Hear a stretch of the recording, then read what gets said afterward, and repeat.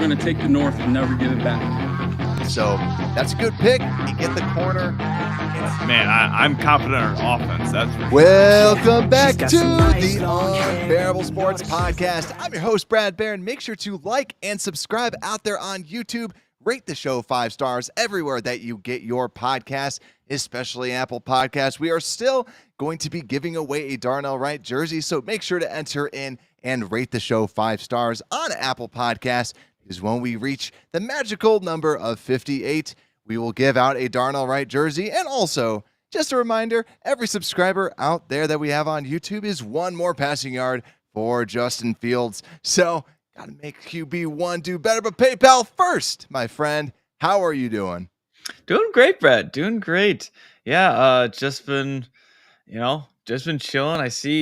I'm just waiting for the day I come on the show and you don't have glasses. I'm waiting for, for the day that it's just, you got the glasses on. I think you feel the same way. I think you just can't wait to get those things off. Yeah, this is no offense to anyone that wears glasses. I can't stand wearing glasses. Yeah. I don't like it. So yeah, my doctor's appointment is tomorrow, and yeah, I need a haircut. My hair, I'm itchy.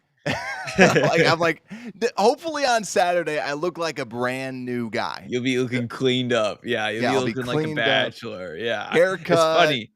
Yeah, I'm everything. the opposite. I always I don't need glasses, If you don't even need it, yeah. Yeah, I always try to have an excuse to wear them. At work I have those blue light glasses. So, it's like we're the opposite of you want to just take them off and not have to wear them. And then I'm trying to find I always think if you find a good pair, then it's nice to have. And even though that I'm wearing glasses, it's a good day. We got T-Dub and Triple R in the chat today and the live show.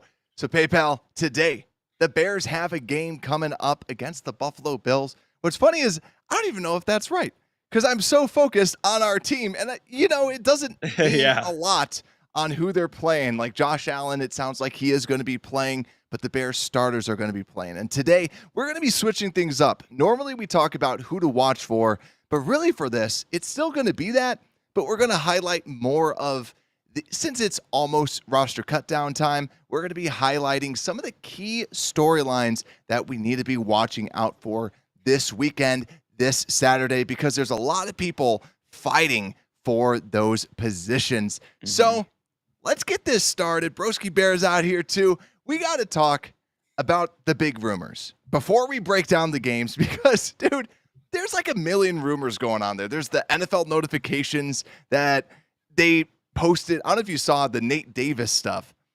He tracked it's this giant it's a book worth of just what Nate Davis has done. And for anybody that's listening, you can go out there. I think it's NFL notifications, but basically it's just, it seems like a fan account that is saying, hey, this is what I saw. And the story essentially is that Nate Davis, and this is a rumor, right? It was posted. It has a blue check mark, but doesn't mean that they're actually a verified news source. But they were saying that Nate Davis didn't agree with his rating and he was getting loafs out there. So he was mad, ripped up his paper, yelled some obscene words, and then basically Eberflus was talking to him and said, hey, this is the reason why, showed him some Cody Whitehair stuff. So it just seems like he's not bought into the principle. Yet again, this is a rumor. But the guy tracked down, he went to this lobster place because he loves lobster. And it's this crazy in-depth story that we don't know if it's true. We'll see if anybody else reports that rather than someone that we don't know who this person is. They're hiding behind NFL notifications, not an actual name. But PayPal, let's talk more about the actual rumors that are going around about Jonathan Taylor and even to Chris Jones. So PayPal, my question to you is, what would you trade for Jonathan Taylor? What do you think about this situation? And also people watching, let me know down in the comments, would you trade for Jonathan Taylor? And if so, what would you trade? Because it sounds like he wants $16 million a year. So that's a big reason why they want to trade him. But would you trade for him? Yeah, I guess first things first. Yeah, with the Nate Davis thing, I think there's just something going on in his life right now that he just doesn't want to talk about. So that's where I think I don't like hearing news reporters trying to get in his, his life even more and just try to, I think he needs to just kind of, that's what he's been taking all this time for. It's not like he doesn't love football. He's just trying to take some time. It sounds like he's trying to figure out some stuff off the field. But yeah, Jonathan Taylor, it it's hard. Like, I think with trading, like I don't know what's been kind of on the field of what we can get him for. I mean, heck, we just saw like Isaiah Simmons just get picked up for us like a 2024 seventh round pick, So the Cardinals are giving guys like that up for free. So the rumor is that they want a first. That the rumor is they want a first round pick for him. Okay. And maybe it can drop to a second type of thing. See, it's one of those things, Brett. I think this is where any team has such a big, they could be like, hey, I don't think Jonathan Taylor wants to play for your team.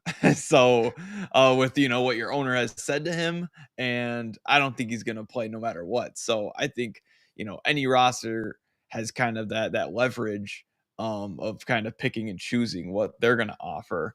I guess it's whatever team wants him more at the end of the day. It's hard, Brad. I think I personally am not like we need a running back, so I don't think I would ever give up like a first or a second. Jonathan Taylor is insane, but again, we're kind of like a podcast. We both think that we have good enough running backs like a Khalil Herbert and honestly a Roshan now. Where do we need to give a first round away to get a running back to play for, a year for a very expensive contract? Yeah, so see, you had a long answer. Mine is just hell no. Like, and I know I don't really swear too much, but it's like, I do not want Jonathan Taylor, especially for a first. If that happens, I'm questioning Ryan Poles. Like legit, just because you go in with this running backs don't matter. I agree that running backs don't matter. If I have to pay Jonathan Taylor $16 million that's being rumored that he wants, I ain't touching that. I ain't touching it for a fourth. I ain't touching it for a fifth. If the Bears got him for a fourth, then I wouldn't hate it. But it's that whole $16 million that, like, if you can get him for cheaper and it's like 10, right? You would have to negotiate with his agent about what that would be. But the whole cost for a running back, paying for a running back, I subscribe to draft a running back every year. Like that's all the Bears should be doing. Draft a running back every year, and you just cycle them out. And it's such a tough position, like because it's like I think Jonathan Taylor is probably one of my favorite running backs in the league, just because he really, honestly, he fits this team perfectly. The hits principle of like he just works his tail off, like he's very fast. He honestly reminds me kind of Roshan of like he has that power. He's so hard to tackle. He just got those strong legs, but he's also got that straight line speed. So yes, would I love to have him on our team? But yeah, like you were saying, it's just not worth the money, all that stuff. Yeah, it's really not. And also too, Roshan. You brought up Roshan. I was watching Jonathan Taylor highlights, and I'm like, he reminds me of how Roshan runs, where it's this downhill running. Are we crazy, Brad? But yeah, popping someone in the mouth. So yeah, we don't need him. And yeah, unless we get like an insane deal, I think also too, this is fabricate. Like people are saying that the Bears called him. I don't deny that, but I don't think that the Bears really have true interest. You're talking about your head coach who worked with Jonathan Taylor. Yeah. They're going to call him up, and they also had to practice with him. I feel like they were going to call them no matter what. And it doesn't mean that the Bears are going to sign him. It doesn't mean anything or draft him. Also, he's going to be, or trade for him. He's going to be a free agent. So to me, like, you don't need to go after him. Don't do it unless it's something that's dirt cheap. But yeah, I think that, on it too. It's awesome that I just love how our management, like, normally we wouldn't be talking about these trade rumors and stuff, but like with Poles and Eberflus, I feel like we just don't know. Like they've been so active in the market, and they take every like option on the table. You know, even Jonathan Taylor, even if it's a 0 chance thing, they still kind of evaluate it, you know? Yeah, and I did say that they weren't going to sign a big money linebacker, but they did anyways, right? A lot of people didn't Yeah. think that, and that happened. So we'll just have to see what ends up going on. But yeah, let's go over to the actual game and the Chris Jones thing. That's just been floating. I think that that's more like he just wants to be traded out, and maybe they get it. We'll just see what ends up happening with that. But let's go to the actual game because PayPal, the starters are going to be playing. The big question is going to be how much. So let's go over to the quarterbacks because we are going to see Justin Fields take the field. What do you want to see out of him? Yeah, I think what we all want to see. We just want to see down the field passes and not screen passes. You know, we want to see something where we can kind of see his vision, not throw to his first option. I think that's the big thing. I mean, all the throws we have seen have been his first option. Because I mean, heck, they're 2 screen throws and a throw to Blasingame. So it was all first option throws. And just, you know, I maybe a little run here and there. I want to see Oh, his no. speed. No. You know, I know you don't want to, but I just no. I miss seeing. I just want more highlight plays from Justin Fields, you know, and I know he can create them with his feet. But obviously he's the scariest quarterback when it comes to sliding and getting hit. He just takes them very badly. No, dude, if he's running, I know we're gonna be watching the game together. If he's running, I'm gonna be like, no, don't you? Because I'm afraid, like, I don't want him to get hit. The biggest thing, we already have enough injuries. And actually, speaking of injuries, I have the entire list of no participants. We got Brisker, Eddie Jackson, Chase Claypool, Valus Jones, Treston Ebner, Justin Jones, Blackwell, Gates, Cole Kmet, or actually Dylan Cole, Wright, Patrick, Davis, Jenkins, Reed, Pettis, and Walker. 16 people didn't play. Yeah, I don't want him running. I think the big thing is I just want to see slants. I actually want to see some of that quick game that we've heard about, just kind of get some of those quick little passes out there just to see what he can do. Like a couple quick passes and then a bomb, right? Then as long as I see that, that's all I want to see out of preseason. Don't do too much, but just some of that quick, easy stuff, especially with his offensive line being banged up. But let's continue with some of the quarterback storylines because probably the biggest one is going to be this depth, because after Justin Fields is gone, what are you going to be looking for? Because I'm pretty sure it's going to be Tyson Bagent. Yeah, I think he's coming out, right? He's got to come out. I mean, heck, like at this point, I don't think it's even a debate now. I think it was, first game, wow, who is this kid? And then, heck, he does it again for the second week in a row. Like, we know he deserves to have that second spot. You know, the QB2 spot on this team. And honestly, Brad, like, I'm not looking for anything from Tyson Bagent that he hasn't showed us already. Like, we've seen the quick throws, we've seen the off balance throws, the running out of the pocket and throwing on his throwing away.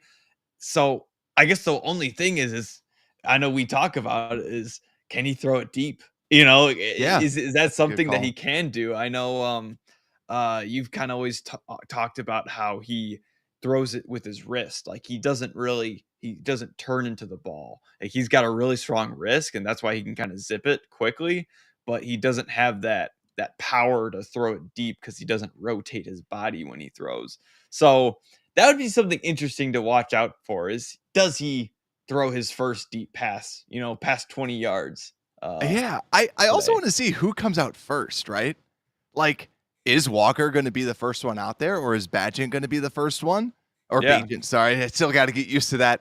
Is Bagent going to be the first person out there? So I agree, though, too. He's a West Coast guy. What happens when he's sitting in the pocket a little bit extra long, or it has to throw that deep ball? But yeah, I agree. I kind of hope that he's able to ball out and really kind of show that he is better. And obviously you don't hope ill for PJ Walker. I think Bagent's playing well, but I do believe that Walker is also who's really kind of messing things up for himself by playing so poorly. And Yeah. if he has a good game, I'm not going to be sitting here going he should be QB2, or at least I hope I'm not going to be doing that. but because Bagent has looked a lot more consistent, and one preseason game I don't think is really going to change much for what's happened with overall with PJ Walker. But PayPal, let's go over to the next storyline, and it's headlined by Mr. Memes. And PayPal, do you know who Mr. Memes is? Oh, yeah, yes, I do, Brad. Yes, I do. I think I know who you're talking about. For those that don't know, Mr. Memes is Alex Leatherwood. No, that's not me making fun of him. He was famous for being the player who had what? Like a couple thousand memes. Like a million memes saved on his phone. Yeah, they said like say something that people don't know. And he's like, yeah, I have a couple thousand memes saved to my phone.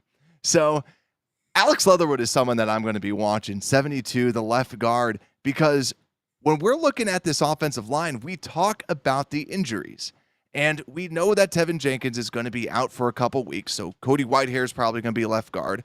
So that's another thing for us to watch too, is just at that position, is Lucas Patrick going to be starting at center so we can see him at center, Whitehair at left guard, right? But then Alex Leatherwood is going to be somebody that we really got to watch, because if he doesn't play well, what do the Bears do? They just eat that dead cap? They need him to play well. And quite frankly, the more that I watch him, more that I watch back the tape, he just looks awkward. I know that people want him to be good because of the first round buzz and everything like that. But to me, he just hasn't looked that great. He just hasn't looked like a solid player. And that's where I just am not a big fan of what he's all about. So Ja'Tyre Carter as well. And I think this is where you're going to have the battle for the offensive lineman. Ja'Tyre Carter needs to really solidify himself as that backup guard, but also just going down the roster too. Larry Borum, like we said, I think he's solidified that swing tackle position. But someone who I'm looking after is Kellen Diesch, who was that undrafted rookie free agent who I don't think he's played that bad, but can he find a spot on this practice squad when you have a handful of players that are around him, like an Avian Collins? Yeah, with how they played last game, I think Kellen Diesch definitely wins that matchup as of now against Avian Collins, because Collins looked atrocious, and it was just that left side of the line was just getting beat up with Leatherwood and Collins. So like, can we kind of see either of those guys change? Is it still going to be them running on the right side with Ja'Tyre Carter? In my mind, Ja'Tyre Carter, he's locked up since the first preseason game. It's just, are we going to kind of have another guy like Leatherwood? I agree with you, Brad. For me, he's had spurts of he looks like a good lineman, but then he just has that play where you're just like, it's almost like a Mustapher play of you're just like, he just gets blown up, or it's just, it's just a bad play where it can just have really bad tackle for loss, bad sack, either of those options. Yeah, I love what Squeegee's saying, where he hasn't looked good at any position, and Carter has looked good at both spots. And and Carter also too played the left side in college. He was a left tackle, left guard, and played left guard in the All-Star game. So yeah, Leatherwood, the more that I see him, the more it's like you just kind of got to cut base and just move on from him, right? That's what I'm kind of leaning towards. But I do think that he has one of the biggest games out here. Also, Doug Kramer, because Doug Kramer needs to show, okay, you got to keep me as the backup center out here, and I'm good enough to be here, right? Because I think Doug Kramer has a lot to prove, because I can't see them getting rid of Patrick. But Kramer has that weird spot because he has only played center, and he still has projected always to being just a center. And that obviously gives him a huge disadvantage in a lot of these situations. So yeah, he needs to play well, really kind of put things together. But that's where preseason can be a little bit interesting. But PayPal, let's go over to our next subject, the defensive ends with Mr. Thor, Trevis Gipson. PayPal, what are you looking for out of this defensive end group. Man, can Trevis Gipson, is he going to be out there right away? I think he deserves it, Brad. With how the 2 games he's had, he deserves to be out there officially, starting out there. Like I don't care what you say. Like I think we can agree he's played better than Rasheem Green Yes. so far True. against the even though he's playing against the 2s and the 3s, he just looks like so much better with his effort, with his playmaking, so much better. So I think that's honestly kind of the matchup we're looking for. Is kind of Rasheem Green and Trevis Gipson, who's gonna kind of win that starting role, or that backup role to like a DeMarcus Walker and a Yannick. Because heck, I really think Trevis Gipson has earned it, but we'll see kind of what happens there. And then too, like I don't like who's that other defensive lineman that's going to be making this roster. I know we've talked about, possibly them keeping like 5, probably Yeah. 5, maybe 6. And the only reason why I could see 6 is our boy D'Anthony Jones. I still think like he could technically be a backup defensive tackle if you really want to use him. I mean, he's 276. So he could kind of line up as that 3 technique, be almost like a Justin Jones esque if we want like a pass rush, hockey lineup coming in there and put D'Anthony Jones in as a fresh body. But yeah, I think at this point it's like also take a look at Terrell Lewis because he's created a turnover every single week so far in preseason. So is he going to do Yeah. that again? If he does that for 3 weeks, like I didn't think he was going to make the team at this point, but it's like, heck, if he's doing that, you kind of almost have to force a roster spot to make him on the team. Yeah. And yeah, Broski, not a big fan of Trevis. He said he's seen enough of Gipson. Yeah, to me, I want to see Gipson out there. I want to see him do well. And yes, I think we have to remind ourselves too that typically defensive linemen that are backups will outperform the offensive lines because there's such a dip when you go from starting offensive linemen to the backups, which also give more credit to a Jatiri Carter who has looked good in this offseason, inside of the preseason.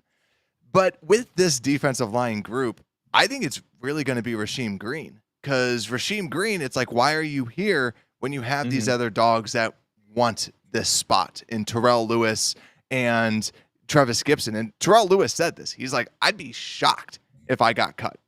And yeah, because he's had a good camp. He's had a great camp. Has. He's looked great in preseason. You can't cut someone that's been playing well. And Gipson too, he's been going crazy out there during the games. The big question is going to be the days in and out of practice. I think ultimately if they keep 5 defensive linemen and cut a Gipson or cut a Rasheem Green, it's going to come down to the consistency in practice. But PayPal, let's go to the next. Let's flip it back to the off. Or Quick you got one more? Quick thing. Yeah, I think Dominic Robinson is someone. I don't think he's really in this fight. I think he has locked this position up for himself already. But I still think he's just someone interesting to just kind of watch out for because I think we both can agree. Like we haven't seen like a wow play from him to be like, hey, this is why they're thinking he's clear from getting cut on this team. Like he made that cool stunt to give Travis or Zach Pickens his first sack, but can he do something individual and get a sack or some tackle for a loss? Yeah, I agree. Dominic Robinson really hasn't done much. I just can't see them cutting him because, but I'm looking at it too, and it looks like you can cut him. He signed for like no guaranteed money. So I'm looking at it right now. You would save about $1 million and only eat 68,000 in dead money, which I'm looking at this going, this can't be right. Like that is nothing. Did he? What agent does he have? His fully guaranteed was $273,000. That is cheap. That is cheap. He needs a new agent because that's not a lot of guarantees. Now, he was a 5th, so I don't know how much guarantees the average contract has, but not a lot. But let's go over to the next grouping of players. PayPal, my next storyline is running back, because there is a running back that I'm going to be watching out for, because similar to Rasheem Green, where it's this guy that doesn't seem to be moving the needle, but unlike Green, it seems to be someone that they like a little bit more, and that is Deonta Foreman. So I want to look at Deonta Foreman. How is he being used? How is he playing out there? Because Roschon Johnson's been a beast. Roschon Johnson's been pass blocking well. Why do you need someone that can, because what is Deonta Foreman great at? Lowering his head, plowing through people. What does Roschon Johnson do? He's a bad man. He wants to smack people in the face. So because of that, I feel like Deonta Foreman, he's not as necessary. And I see a lot of people predicting the 53-man rosters are saying kind of similar things. Like Deonta Foreman's not on there. But it's hard for me to say that when you sign someone for, I think, $2 million or $3 million for his contract. Yeah. And yeah, you can cut him loose because you don't expect you can expect a running back to do pretty well their rookie season, but Roschon has been very impressive. So because of that, can you get rid of him? So how do they use Deonta Foreman? Where does he come in? Because he could be an easy cut. Yeah. Yeah, it's crazy to say that. It's not like he's bad. It's just we have that.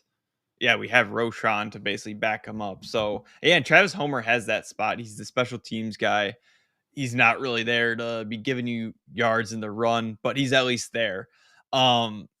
It's like, yeah, and two, good point with kind of renewable saying of, for me, it's weird not having a rookie running back or an undrafted rookie running back that we could kind of have as a safety practice squad guy. You know what I'm saying? Of okay, at least we have this guy that could say if we have a bunch of injuries, say Khalil Herbert gets injured, we can at least pull a guy up.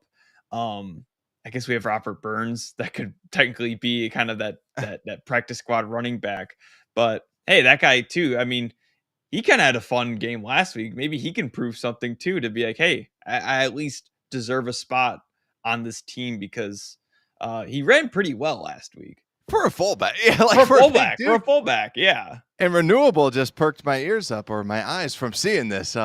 Ebner, he said with a question mark.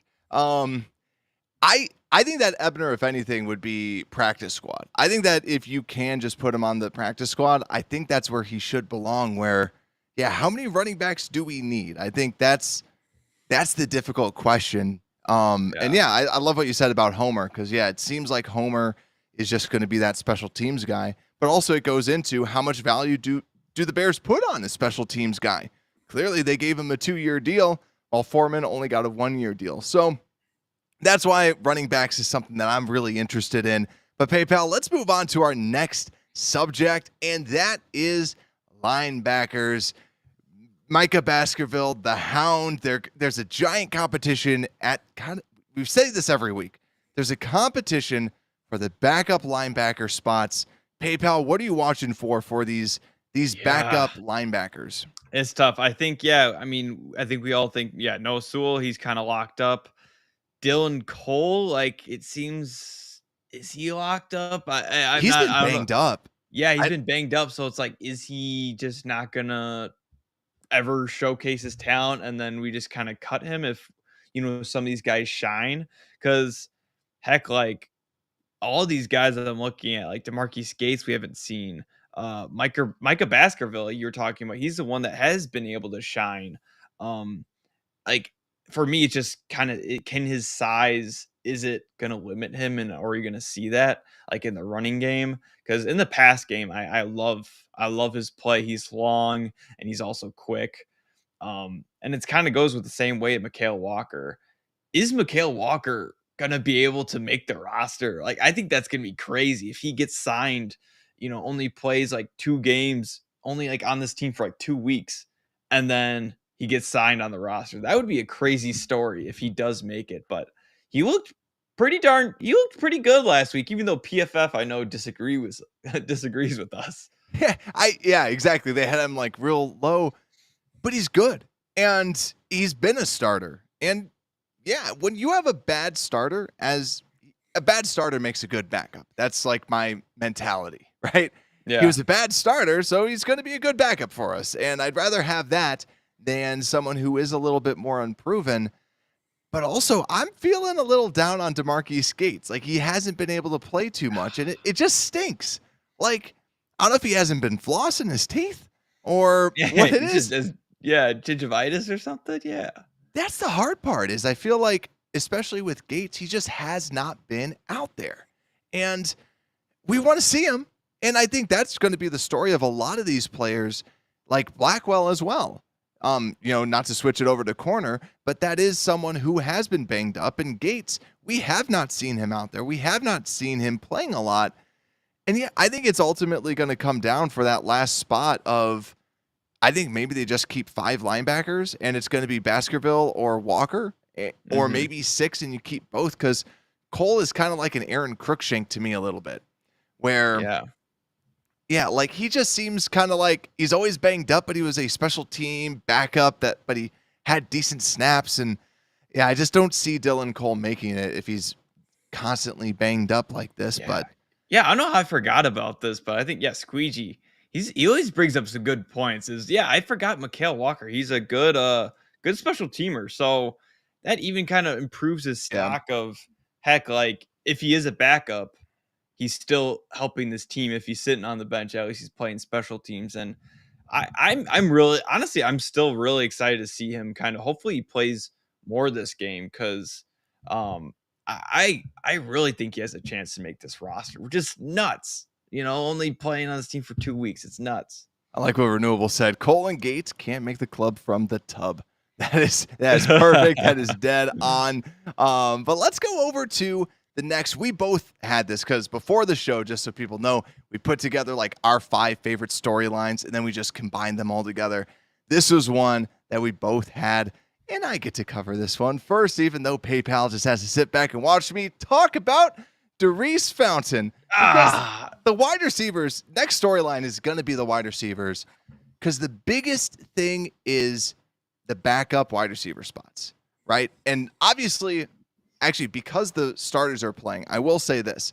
I want to see Darnell Mooney catch a slant. That's my dream, is I want to see Darnell Mooney catch a slant, and I want to see Chase Claypool do something. But Chase Claypool has been out a whole bunch, so he's probably not going to play. So give me a Darnell Mooney slant. That's what I want to see.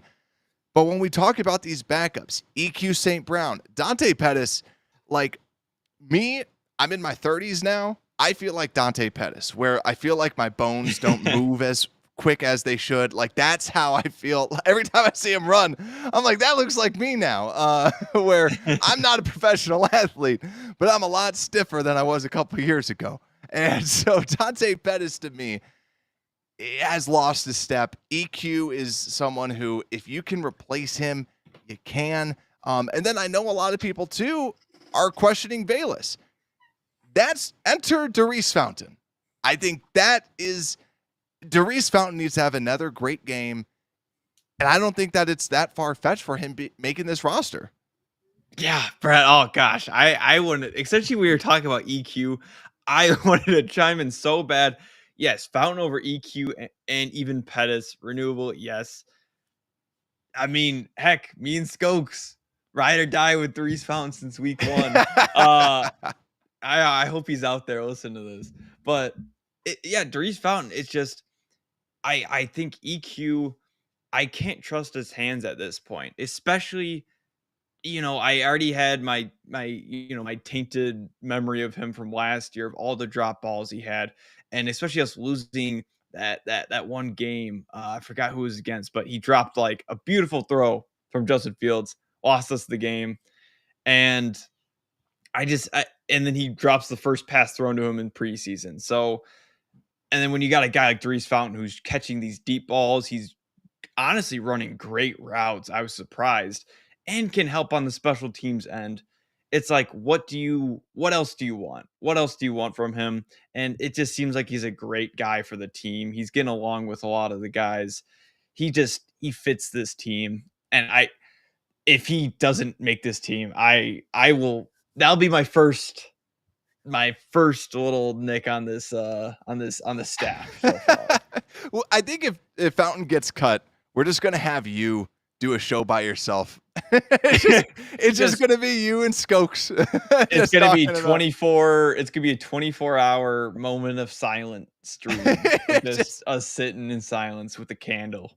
Yeah. Oh man. But let me actually see. I kind of want to see what the preseason grades are on Fountain, just to see what he's done. But I think that they were pretty good overall.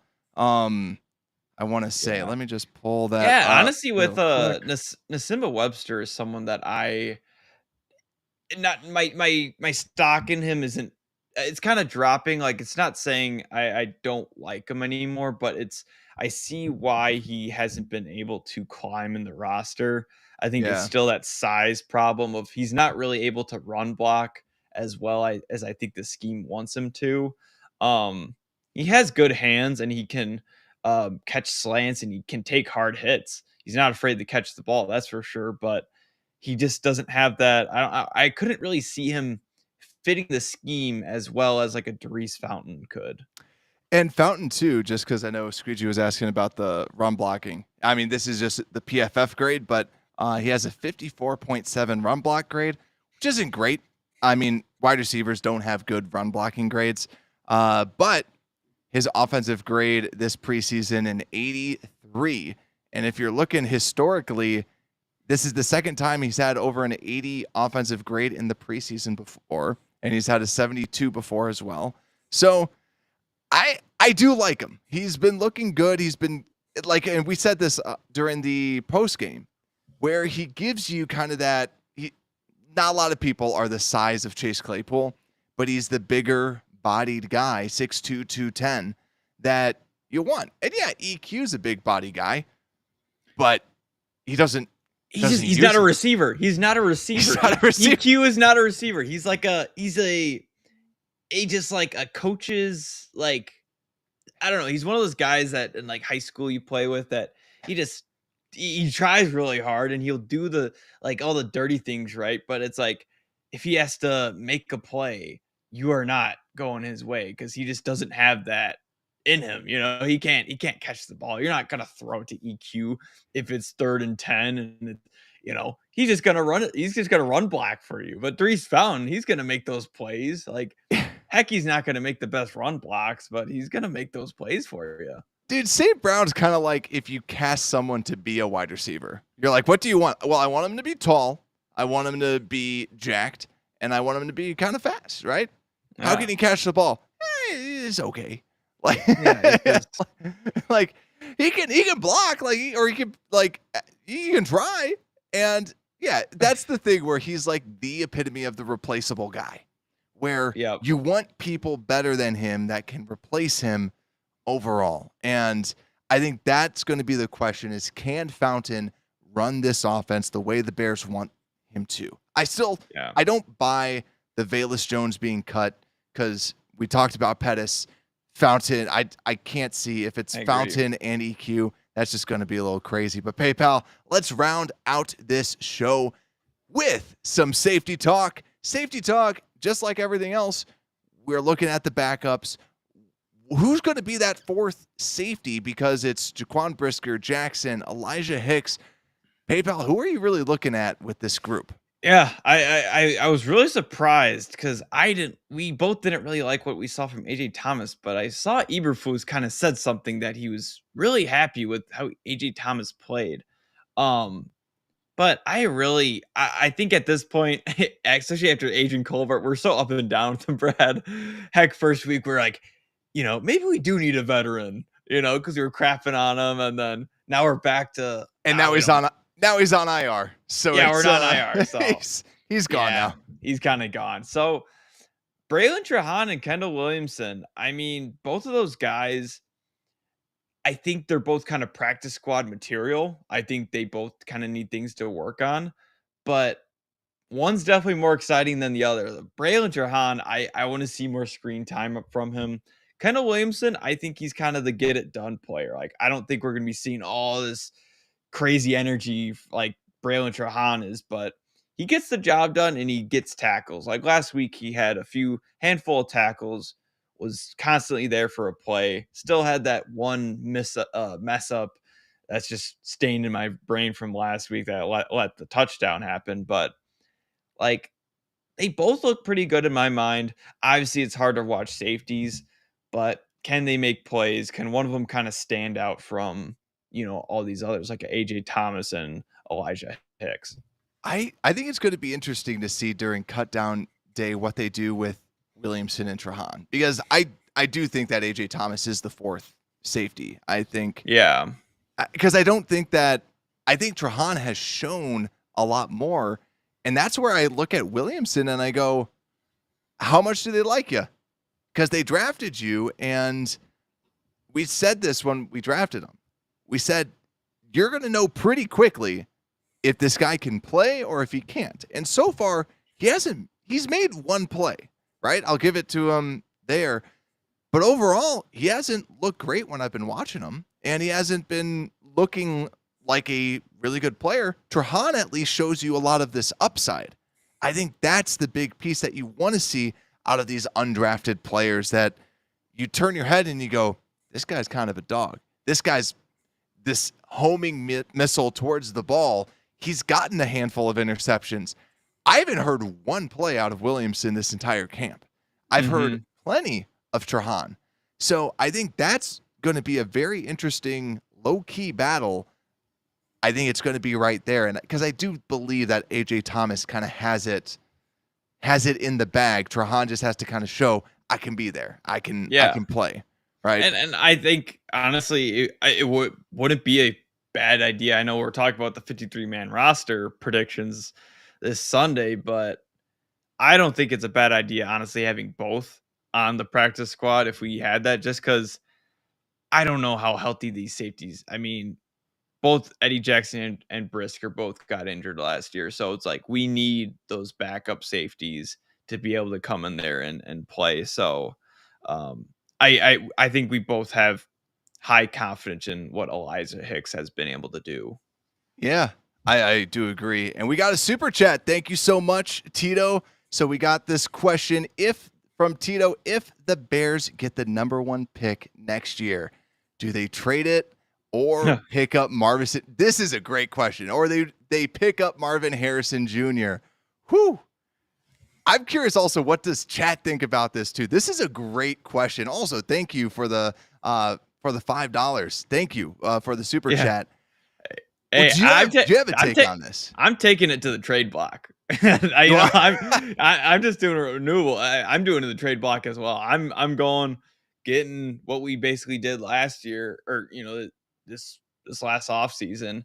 Especially, I think when you're in this position when you don't need to. Again, we don't need to use that number 1 pick again. Like, we can diversify and get more talent. So I think we kind of do that route again. At least, I mean, Marvin Harrison is kind of a god, but like, I think we have to kind of evaluate. I'm not a huge fan of looking at the offseason just yet, because it's like we still have a full season to evaluate. Oh man. But we could do this with because the Panthers are getting the first pick. Let's be real here. Yeah. This is a great question, because have you watched much Marvin Harrison Jr. at all? Yeah. Oh yeah. Yeah. I was thinking that I would trade purposely for like the second pick, because also the quarterbacks, right? Caleb Williams is seen as this can't miss prospect. I feel people are going to be giving you a whole bunch. Whoever's number 2, I'm going to be like, all right, what do you want? I have plenty of offers, but I'd purposely just try and trade back for number 2, because the dude is 6'4", 210. Like, he's got insane speed, insane hands. He's one of the surest and best wide receiver prospects we've seen since Calvin Johnson. Like, no lie. That's something to me that is so hard, because you see what a Justin Jefferson is able to do to a franchise where Justin Jefferson literally is that offense. And I like Kirk Cousins, but Justin Jefferson is able to do anything that he commands. I would just trade for the second pick. I would, and if I can't get the second pick, I unless it's an absolute haul. Like, I'm talking one of the biggest hauls in NFL history, because it's hard because the analytics say you shouldn't just take a player, but I want to see Marvin Harrison. I want to see Marvin Harrison so bad. Yeah, and you're talking about Justin Jefferson. They have Jordan Addison now. I'm so mad. They have like two. I think Jordan Addison is just gonna tear up the NFL. Now they have two great elite wide receivers. So that's awesome. But yeah, I mean, Yeah, safeties. Yeah, a lot of Great stuff question. to watch. Yeah, great question. Hey, we got D'Anthony Jones in the chat. Let's go. Hey, yeah. But yeah, pray I make it. Yeah, awesome. I'm trying to think of anything else too that I'm just gonna do a quick scan of the roster. Hey, if that's actually D'Anthony Jones, like that's lit. Dude, we're rooting for you. We'll get 63 number roster jerseys if you make the team. He doesn't have an apostrophe. He's an imposter. Yeah. But let's see. The only other thing too is D tackle. I think it's really boiling down to Travis Bell. I forgot who set it up. It might have been Broski that was talking about, do we keep 4 D tackles? I think that's going to be an interesting play, right? Because I do think that if Travis Bell doesn't take, because Travis Bell took a step back to me last game, and I love this dude. He's a fireball, and I think he could make the roster just because Poles loves him. But in theory, if you want to keep 6 DNs, you can. And then you have Walker playing a little more D tackle, Green maybe coming in and playing a little D tackle. It makes it a little bit more palatable, but it'll be interesting nonetheless. But PayPal, one last preseason game. So on Saturday, we will actually be going live to break down the game. Then on Sunday, we're going to be doing our 53-man prediction. So bring your list. Help us out to create the list of what we think the 53-man roster is last week of preseason. Make sure to like and subscribe out there and enter in to get a free Darnell Wright jersey giveaway. And because of all the stuff I say in the intro, I forgot too. That $5 that we got for the super chat, part of that is going over to St. Jude's Children's Hospital. We continue to donate a chunk of whatever we make over to that. So thank you again. And with that, Unbearable Sports Podcast, we are out.